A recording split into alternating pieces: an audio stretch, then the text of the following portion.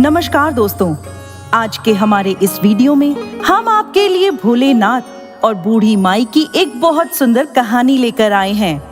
एक समय की बात है, किसी गांव में एक बूढ़ी माई अपने परिवार के साथ रहती थी। वो आंखों से तो अंधी थी, परंतु भोलेनाथ की परम भक्त थी। सुबह शाम वो भोलेनाथ को जल चढ़ाती और पूरे सावन के महीने में व्रत रखती थी। एक बार माता पार्वती भोलेनाथ से बोली, स्वामी, ये बुढ़ी माई आपकी सेवा पूजा करती रहती है, आपका व्रत उपवास रखती है, इसकी दरिद्रता आपको दूर करनी चाहिए। पार्वती, इस संसार में हर व्यक्ति अपने अपने कर्मों का ही फल भोगता है। अच्छे कर्मों के फल स्वरूप मनुष्य को सुख समृद्धि मिलती है और बुरे कर्मों के परिणाम स्वरूप दरिद्रता को प्राप्त होता है। लेकिन स्वामी, ये बेचारी आँखों से देख नहीं पाती। दरिद्रता इसके घर में चारों ओर फैली है। इसका पुत्र निसंतान है। आपको इसकी पूजा और उपवास का फल इसे देना होगा। पार्वती जी, अब आपके हट के आगे तो हम मजबूर हो जाते हैं। अब तो इस बूढ़ी माई पर कृपा करनी ही होगी। भोलेनाथ बूढ़ी माई के सामने प्रकट हुए और बोले, बूढ़ी माई, आज तक कभी भी तुमने मुझसे कुछ नहीं मांगा। मैं तेरी पूजा अर्चना से प्रसन्न हुआ। मांगो मांगो, क्या मांगती हो? प्रभु, आप मेरी पूजा से प्रसन्न हैं। इसके अलावा मुझे कुछ नहीं चाहिए।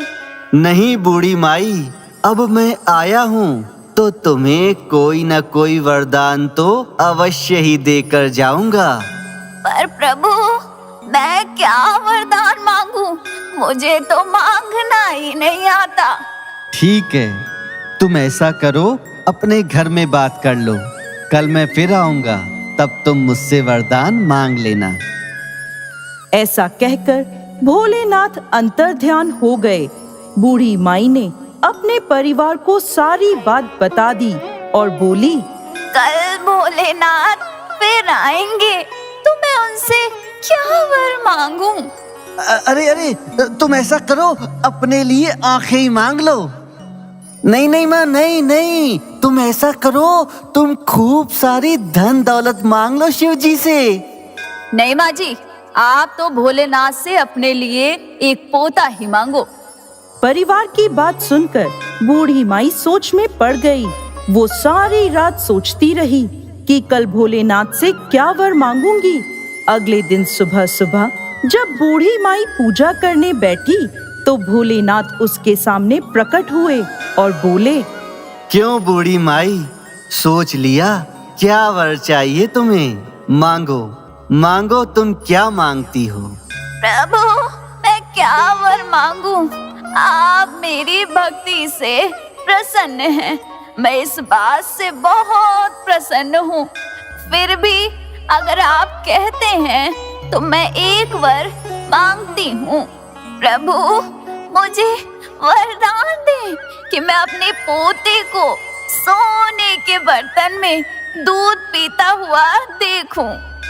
अरे वाह बूढ़ी माई, तुमने तो मुझे ठग ही लिया। कुछ ना मांगते हुए भी सब कुछ मांग लिया। अपने लिए आंखें मांग ली, बेटे के लिए धन दौलत मांग ली, और तो और बहू के लिए एक पोता भी मांग लिया। जाओ, मैं तुम्हें तुम्हारा मन वांछित फल देता हूँ। तथास्तु कहकर भोलेनाथ अंतर्ध्यान हो गए और बूढ़ी माई को उसकी दृष्टि वापस मिल गई। बूढ़ी माई के बहू के कुछ समय बाद पुत्र पैदा हुआ और उसके बेटे का काम धंधा भी चल पड़ा। बूढ़ी माई के परिवार पर भोलेनाथ की कृपा हुई। तो दोस्तों, कैसी लगी आपको आज की हमारी ये कहानी? कमेंट बॉक्स में लिखकर जरूर भेजें। साथ ही साथ आपके अपने चैनल व्रत पर्व त्योहार को सब्सक्राइब जरूर करें। जय भोलेनाथ।